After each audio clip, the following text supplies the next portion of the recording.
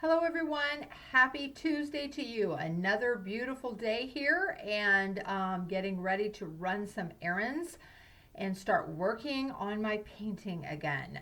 But I wanted to do the video early, and today's video is about conflict. Obviously, conflict can mean a lot of things. We're seeing war. We can see nations conflicting with one another, citizens in conflict with their government, like, for example, in Canada. So conflict within family, maybe over, all kinds of things. It can be anything, really. We've seen conflict about COVID, political beliefs. And so I want to talk about what the Bible has to say about conflict and how we can avoid it and have a more peaceful life. So I'm going to get right into it. And we'll talk about really what is at the core of conflict. The first verse I want to share is Proverbs 10:12, and it says, "Hatred stirs up quarrels, but love covers all offenses." So the Bible, talks about believers and not having hatred or malice or dissension or those kind of things. And the Bible calls Christians to cover all offenses with love or forgiveness. And so, what is the beginning of conflict? It's a lot of it is hatred or anger or bitterness. And these kind of things come from our enemy, which is Satan. And so, we need to recognize that. Do we have hatred for someone or something? And what can we do to promote love? And that would be praying about it, confessing to the Lord that you have hatred or dissension, or malice or bitterness towards someone, and have the Lord start working in your heart about getting rid of that. Another one is Proverbs 13:10, and it says, "Pride leads to arguments, and those who take advice are wise." And that is a huge thing for humans, is pridefulness. We don't like being wrong. We don't like being told certain things or having someone go against our opinion. So we need to dial down the pride and also be humble and listen to the other side of the argument.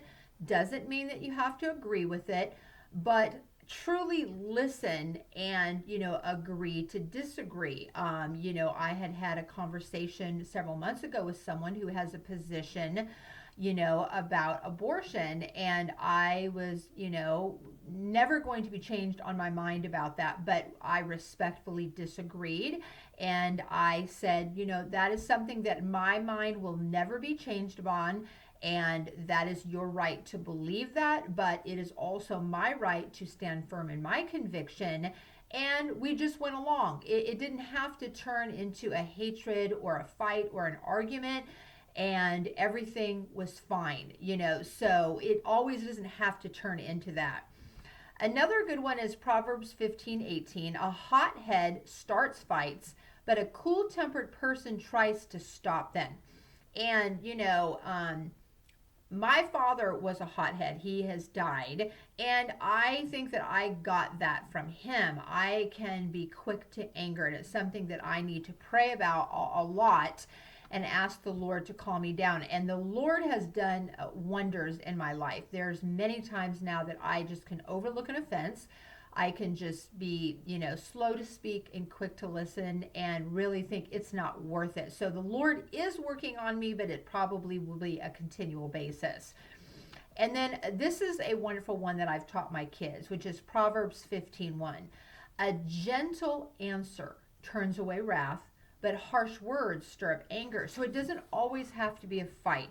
If we're having a discussion with a relative, a spouse, a neighbor, whatever, like I said, we can listen to what they have to say, think about what we're going to say in advance, calmly ask the Lord to guide you, and then give a gentle answer, even if it is in disagreement. It doesn't have to be a harsh, biting answer, because that can turn away wrath. A gentle answer can. And then it says, anyone who loves to quarrel loves sin. Anyone who speaks boastfully invites disaster. So if you love to quarrel, you really love sin, because quarreling leads to fights, anger, division, and really sinning with our mouths and our hearts and our minds. So we need to take stock and question ourselves, are we like that? And really ask God to change us. And then it says, 1 Corinthians 3:3, getting into the New Testament, you are still controlled by your own sinful desires. You are jealous of one another and quarrel with one another. Doesn't that prove that you are controlled by your own desires? You are acting like people who don't belong to the Lord. So this is Paul talking to believers. Okay, so we should be controlled by the Holy Spirit, but a lot of times we can have our own fleshly nature take over because and let our sinful desires control us. And notice one of the things was jealousy. And that is another reason for conflict, a huge reason where people are jealous of other people. And, that shows that we are being controlled by our own human sinful desires. If we are jealous, we need to, question our motives. Why are we jealous? Why are we so determined to get that? What is that stemming from? Is there a background in our history? So really a lot of self-examination in why, if conflict is part of our lives, and asking ourselves and asking the Lord to remove that covetousness out of us if we have jealousy. And then another wonderful one is James 4:1-6. And it says, what is causing the quarrels and fights among you? Isn't it the whole army of evil desires at war within you? You want what you don't have, so you scheme and kill to get it. You are jealous for what others have. You can't possess it, so you fight and quarrel to take it away from them. And yet the reason you don't have what you want is that you don't ask God for it. And even when you do ask, you don't get it because your whole motive is wrong. You only want what will give you pleasure. You adulterers, don't you realize that friendship with this world makes you an enemy of God?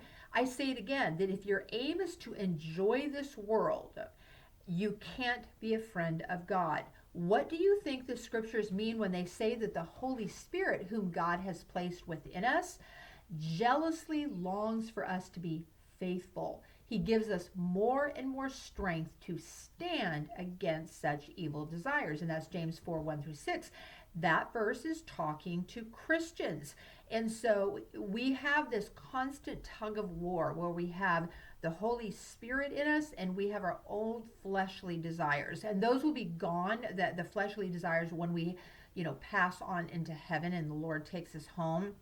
We'll be completely sanctified because we won't have that war within us. But right now in the world tugs at us like, you need this.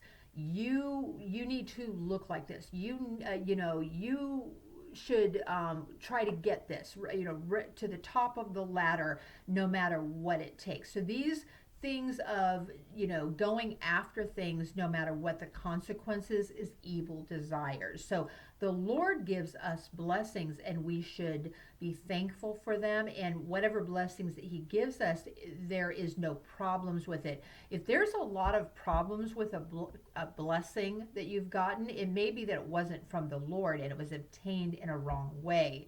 So, it basically says he gives us more and more strength to stand against evil desires. So again, praying to God, give me strength not to do this. If we see ourselves lusting after worldly desires, what did Jesus say? He said we should, quote, pluck out our eye, which obviously doesn't mean, do it. It's a figurative thing about get rid of that issue. If it's something that, like you're constantly going, let's say on Instagram, and it's leading you to negative, jealous thoughts, get rid of Instagram. So that is his point. Drastically take measures to get it out of your lives. And then another great one is 2 Timothy 2:23-25. And it says, don't get involved in foolish, ignorant arguments that only start fights. The Lord's servants must not quarrel, but must be kind to everyone. They must be able to teach effectively and be patient with difficult people. They should gently teach those who oppose the truth. Perhaps God will change those people's hearts and they will believe the truth. So this is talking about, our dealings with Christians and unbelievers. Don't get in foolish arguments. I have literally been, on the internet, and I will have a certain type of person in it. This has happened multiple times where they will start arguing with me about something, and they'll end up putting 5 million scriptures to go along with it. And, my post wasn't even something religious other than maybe I'm praying for something. It is just, someone stirring up dissension.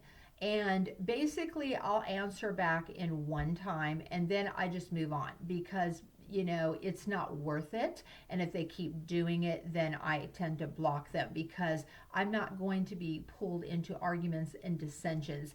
And so this isn't an argument about theology. It's just someone who's a troll that's trying to cause dissension. Get rid of it. It's real simple to block someone that you don't even know. This isn't your friend or family. This is just someone trying to start up dissensions and even mess your character up.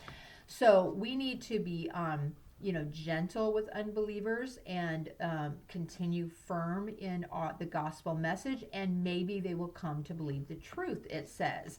And the very last one that I'm going to read is 1 Corinthians 6, 1 through 5. And it says, when you have something against another Christian, why do you file a lawsuit and ask a secular court to decide the matter instead of taking it to other Christians to decide what is right?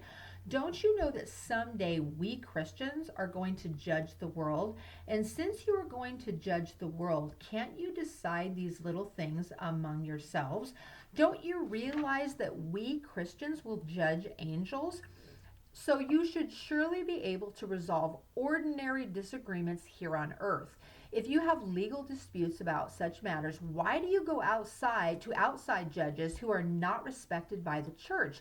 I'm saying this to shame you. Isn't there anyone in all the church who is wise enough to decide the arguments? And that was 1 Corinthians 6, 1 through 5. And I will end it there. And so what he's talking about is Christians really defaming the name of the Lord by taking other Christians to court. And really, can't we, decide this in a church, like in a fellow, Christian manner? And so this must have been a problem in the Corinthians back, in biblical times. And so, working it out among one another. We are Christians with the Holy Spirit within us.